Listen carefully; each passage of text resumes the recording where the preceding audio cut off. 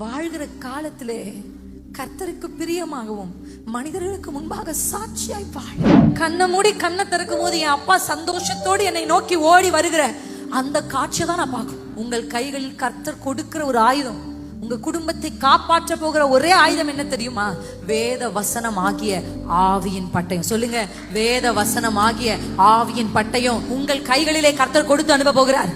அக்கினியாஸ்திரங்களை போல அக்கினிகளை உமக்கு நேராக அனுப்புகிற அந்த சத்துருவின் கிரியைகளை அவித்து போடுவதற்கு. வாழ்கிற காலத்திலே கர்த்தருக்கு பிரியமாகவும் மனிதர்களுக்கு முன்பாக சாட்சியாய் வாழ்.